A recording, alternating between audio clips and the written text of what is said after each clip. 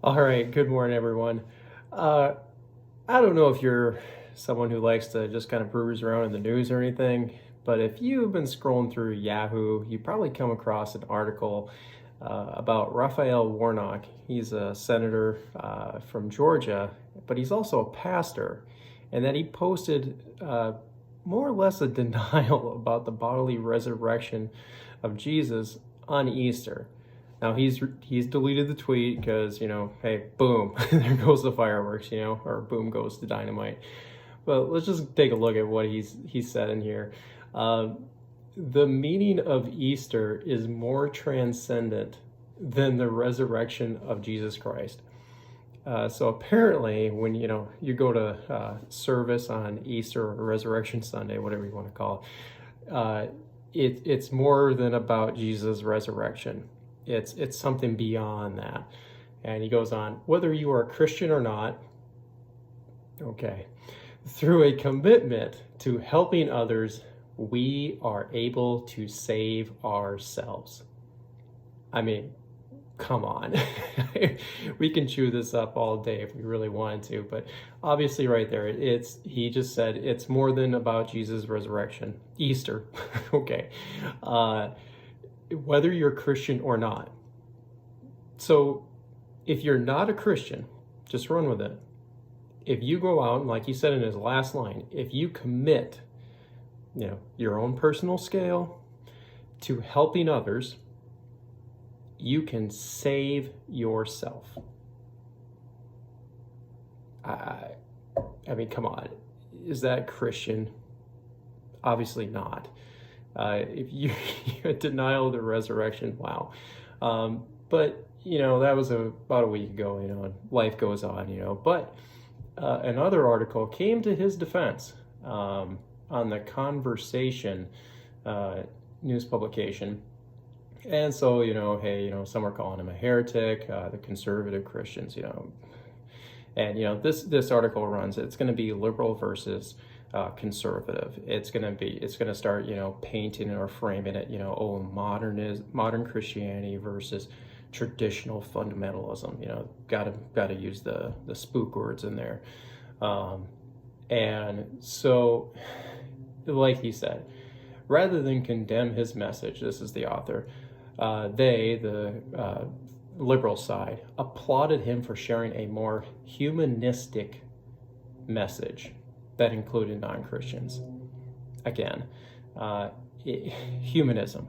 What is it about? You. How do you get better? Through you. How do you save yourself? Through you. It's just to tear down Christ and lift yourself up. More or less make yourself out to be your own what? God. That included non-Christians. Again, it leads to universalism and so forth. I think most people know where this would go. As a Baptist minister and theologian myself, I believe it is important to understand how Baptists hold different views on the meaning of the resurrection. I'm not big on denominational names and so forth. Basically, it's this. Either you believe in the resurrection or you don't. That's it. There's no, this Christian group and that Christian group. No. It's in or out. This is an exclusive point. It is a fundamental point. Everyone knows this. And it's the dividing line between everything about Jesus, what is about Jesus, and what his life, death, and resurrection mean. And denial puts you on the other side, flat out.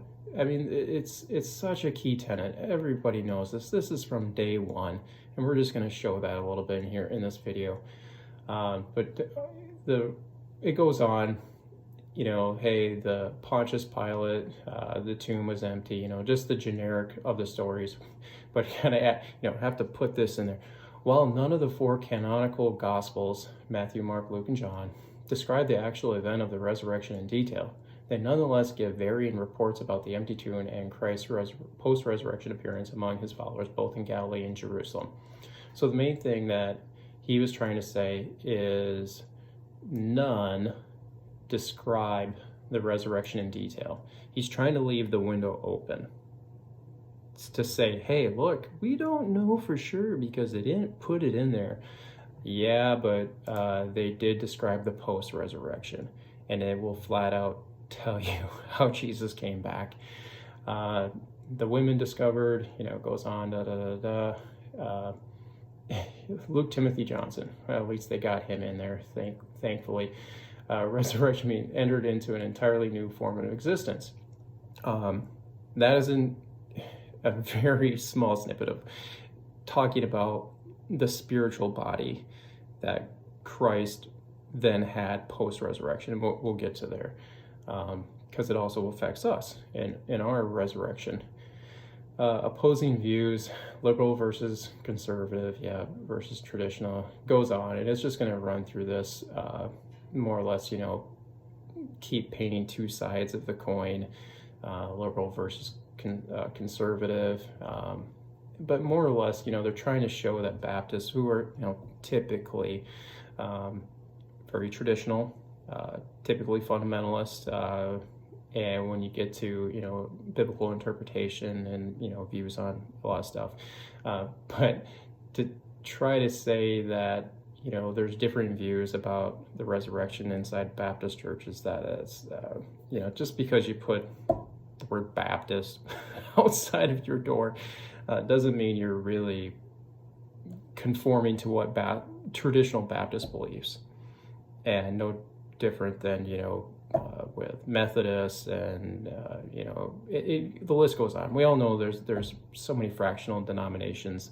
and everybody starts dividing themselves. But this one, you cannot divide over. You just simply can't. And so, just to point out here, maybe some people didn't know this, is that Martin Luther King actually denied the bodily resurrection. I have to look at it a little bit more. I can't remember if he actually recanted on that, and at the end, but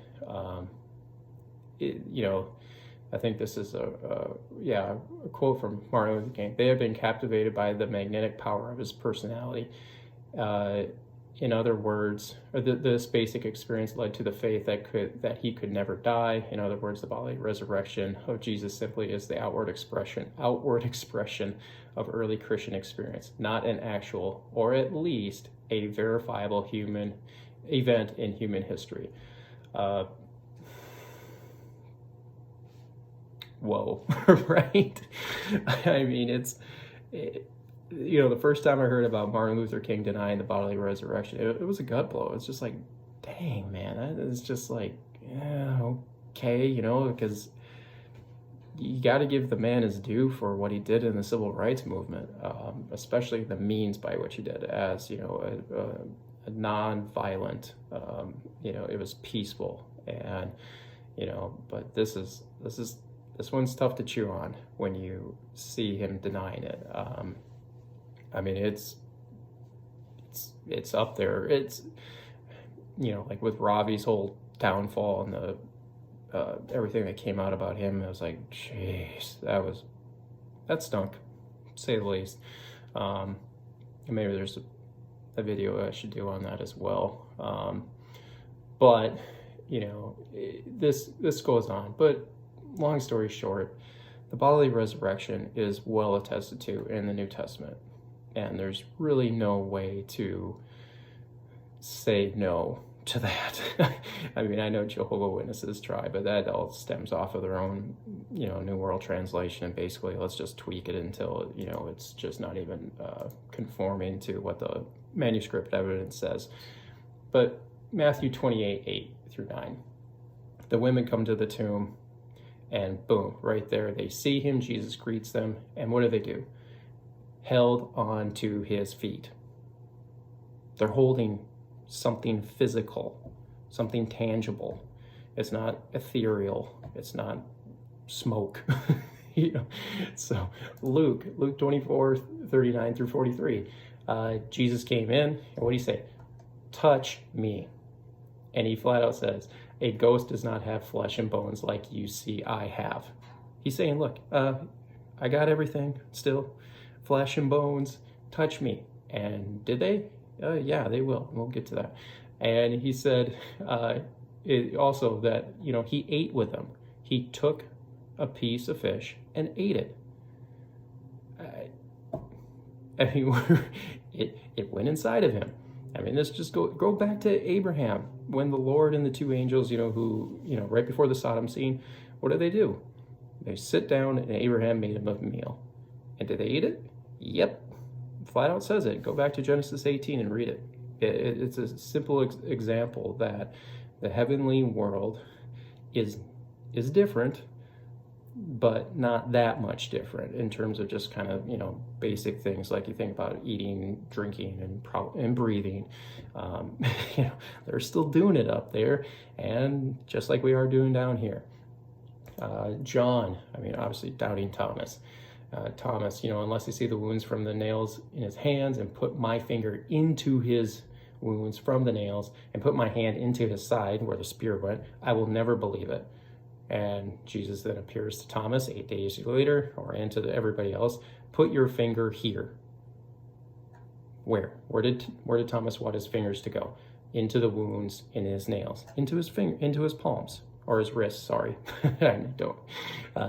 And examine my hands. Extend your hand and put it into my side. Just think about that imagery right there. He just said, stick your hand right up into where the spear entered. I hope you believe now, Thomas.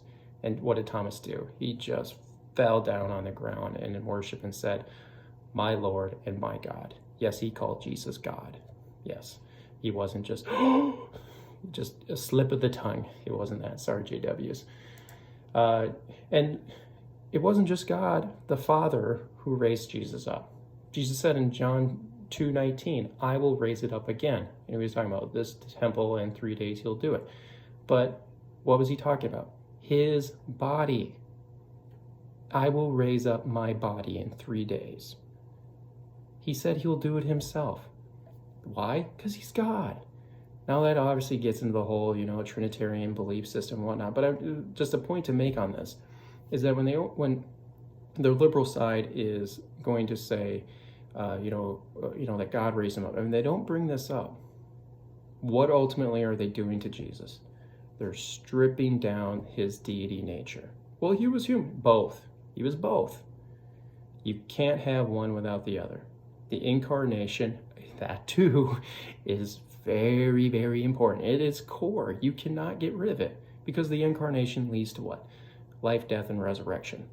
Bodily resurrection. And also, if we get into John 10:17 through 18, he goes, this is why the Father loves me, because I laid down my life so that I may take it back up again. No one takes it away from me, but I lay it down on my own free will. I have the authority to lay it down, and I have the authority to take it back up again. What is he saying? I can lay down my life. I can die on my own choice, but I can raise myself up again if I choose to. And I do, and I did, because I have the power to do so. Why? Because I'm God. Moving on. 1 Corinthians 15. Just read the entire chapter. You just gotta know that one. 1 Corinthians 15, 3 through 8 lists all the appearances from Paul. He learned of the other ones, of course, the earlier ones. Cephas to Peter, then more to 500 at the same time. Then it appeared to James, Jesus' half-brother, and to all the rest of the apostles. And then Paul says, he also appeared to me also. This right here, when talking about a historical event, this is one of the keyest things, because this 1 Corinthians is undeniably Pauline. It is one of the earliest written ones by Paul as well. And that through this and Galatians is that you can take the creedal statement that comes from 1 Corinthians 15 and run it back about 2 years within the cross. Gary Habermas, probably the most attested to resurrection scholar at Liberty University. Tons of free material online. GaryHabermas.com. Just go there. Just tons of material. The dude's stuff is excellent, and it's free. There you go. just good material right there to go to if you need to share with somebody. Oh, where's the scholarship on this? It's everywhere. And, Lee Strobel, if you've probably seen, The Case for Christ, this is the biggest thing for him, is that when he looked at this, is like, how do you consistently, you can't deny this. It's so crystal clear. Now, ultimately, with the resurrection, it deals with what? Authorship dating. Did the authors of the books actually do it themselves? And then the eyewitness testimonies. Everything always runs back to there. Because they're probably going to say, oh, maybe the New Testament, the books weren't written until the 2nd century. Stop. That is just 18th, 19th liberal theologian garbage that has just been completely debunked, because there's so much manuscript evidence now, and some of the papyrus collection run back to the 1st century. And and regardless of, on the liberal side, they always want to date it as late as they can, because they have to somehow create this long separation from the cross and give this window of time to where it was developed, and these things were possibly redacted. That's the other big word, redacted, just like it was edited, it was inserted in. Oh, we gotta suck in some pagan beliefs, because we're getting all these Gentiles in. It's like, no, just stop. It's just the flat line is this. It's all there. All these, well, maybe they're just mass hysteria. No, it's been debunked. All those things have been accounted for. It's just the bottom line is, can you accept what is written and what it means? That's it. It's that simple.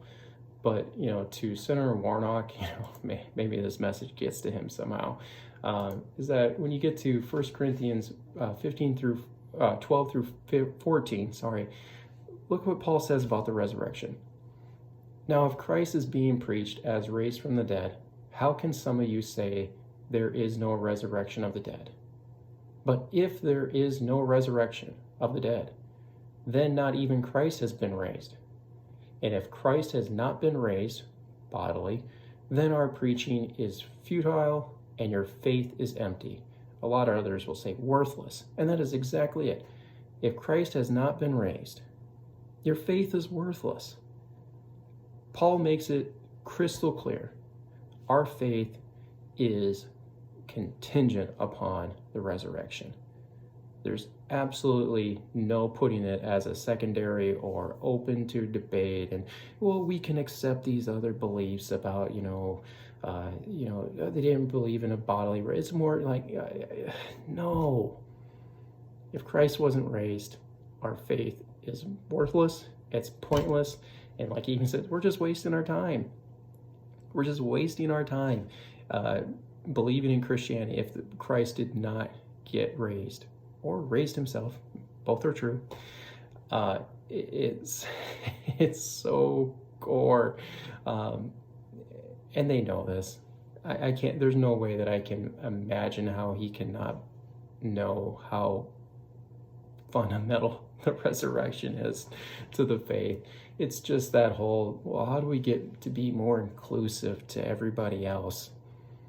Well, basically strip away Jesus' deity nature, deny the resurrection, and then just start saying that it's based upon your own works. Yep, that's pretty much every other religion that's out there. It's based upon your works and how much you're committed. Well, geez, pick your own scale, huh? I'll give myself an A any day of the week. I'm in. Oh, yeah, sure. That's how it, yeah. It's almost how it works. But, it always raises the question. I think, I think most will probably like, duh, with this one. Is like, well, what is Paul getting at, when at the end of 1 Corinthians 15? Because it deals with physical body versus resurrection body. And, it's a long out one, but it's definitely worth reading. 15:35. But someone will say, how are the dead raised? With what kind of body will they come? Fool, what you sow will not come to life unless it dies. And what you sow is not the body that is to be, but a bare seed, perhaps of wheat or something else. But God gives it a body just as he planned, and to each of the seeds a body of its own. So basically, he's using the analogy between, planting crops. A seed is what? It's not living, it's just a seed. It's a dead seed. It goes into the earth, and then eventually it grows into a living plant. It had a completely new body, essentially. And he goes on. All flesh is not the same. People have one flesh, animals have another, birds and fish have another. And there are heavenly bodies and there's earthly bodies. So yeah, he's making a distinction. And he's basically saying, hey, look, what we have right now here on earth, this corporeal flesh that we feel and what we understand is one thing, and what heavenly bodies have, spiritual bodies, is different.